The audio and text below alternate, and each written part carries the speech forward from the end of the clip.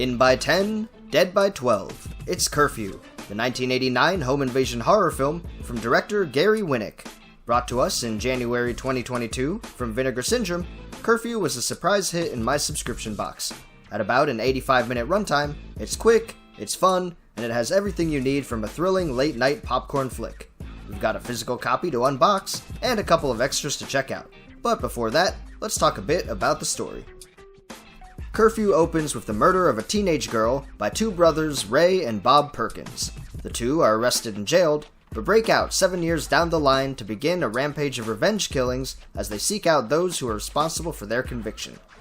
With the murderers on the loose, we jump over to our protagonist for the film, a young high schooler named Stephanie.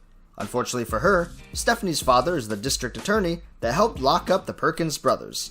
So, of course, her and her family are caught up in the murder spree, eventually becoming the prime target of the brothers' ire. From here on out, it's a classic home invasion thriller as we get plenty of gruesome kills, insane monologues, and heart-pumping sequences. Story isn't anything particularly stellar or new, but for a film of this nature, I was pleasantly surprised with the character writing. The main girl, Stephanie, is actually smart and resourceful, keeping her foes on edge. There were very few times I found myself palming my forehead at a character's terrible decision-making. Our killer duo, Bob and Ray, are a classic-style pairing of dumbass and smartass, and like a crazed killer form of Pinky and the Brain, they work in tandem to torture and destroy those in their wake. So, the writing is somewhat decent, and the story runs smooth, but what about the gore and violence? Well, this film isn't too over the top really. We get some great kills, and some standard ones, and like many slasher films aimed at a younger demographic, Curfew does well in shocking the audience without having to be too reliant on the in-your-face gore. What we do get is satisfying enough for the average horror movie goer. Overall, Curfew is an enjoyable romp for those wanting to pop in a grungy slasher. It won't revolutionize the way you see the genre, but at least it will have you engaged for its full runtime. Check it out if this sounds up your alley, and let me know down in the comments what you think of the film. Until then, we've got a physical copy from Vinegar Syndrome to unbox, so let's go check out our release. Here we are with Vinegar Syndrome's release of Curfew. It comes in their classic sturdy slipcover with a matte finish and artwork on both the front and back. Underneath, we have our clear Blu-ray case with matching sleeve and all the release information as well. If we open it up, we have our single Blu-ray disc on the right. An otherwise standard release, we're treated at least with a reversible sleeve, featuring the original poster work for the film on the opposing side. With that, however, we've unboxed our copy of Curfew, so let's go see what all is included on the disc.